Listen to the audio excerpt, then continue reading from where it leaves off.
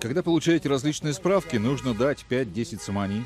Да сейчас же везде платят. Сейчас бесплатно, извините, только даже сыр только в мышеловке. А везде платим. Везде, куда я иду, везде нормально относятся. Все нормально. Когда идешь на прием, у них такса есть. Обязательно за прием нужно платить. У кого такса? У врачей.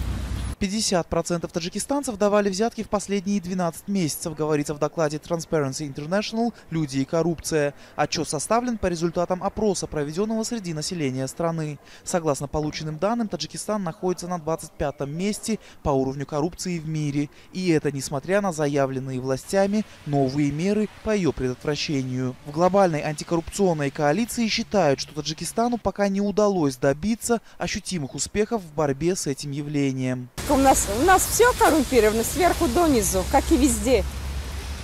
Весь СНГ, постсоветские все эти республики, у них это везде. Это система, это болезнь. Если надо лечить, надо полностью всю систему лечить.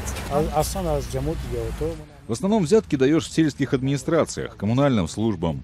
Тоже, наверное, народное образование, медицина тоже. Гаишники. Взяточники.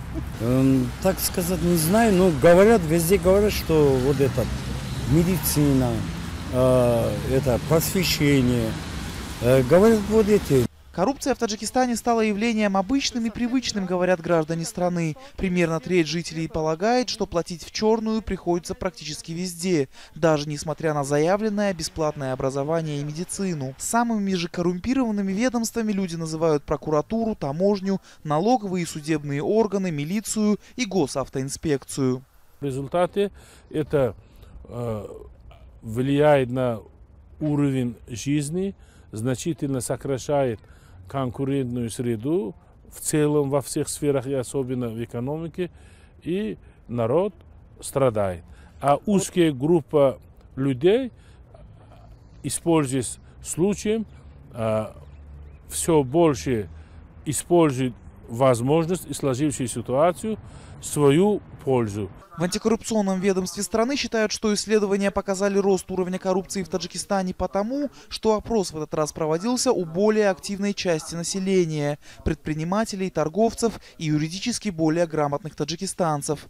Эти данные, по мнению борцов с коррупцией, не отражают реальное положение вещей.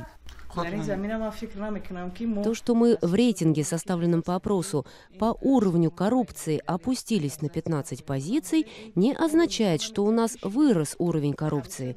Это личное независимое мнение населения. Люди выразили свое мнение. В Таджикистане в последние годы с коррупцией борются особо активно. За подобные правонарушения законодательно ужесточили наказание. Эксперты считают, что власти в прошлом году пошли на отчаянный шаг, назначив сына президента страны главой антикоррупционного ведомства, в надежде, что он сможет переломить ситуацию. Я думаю, здесь несколько причин. Прежде всего, отсутствие парламентского и общественного контроля. Во-вторых, недостаточная политическая воля, неправильная кадровая политика, кумовство, трайбализм, местничество, регионализм, принцип двойных стандартов. Когда в основном руководители связаны между собой, не только с точки зрения идеологии и политической партии, в том числе имеют семейно-клановые отношения, оно сказывается негативно на борьбу с коррупцией. Семейно-клановые отношения во всех эшелонах власти привели к тому, что чиновники даже не боятся брать взятки, говорят эксперты. Недавно тоже вроде были очередные кадры перестановки, увольнения, отправили в отставку, но большинство из них опять-таки той или иной форме назначаются на другие должности, что говорится о приоритете местничества и семейно-клановых амбиций и интересов над национальными интересами.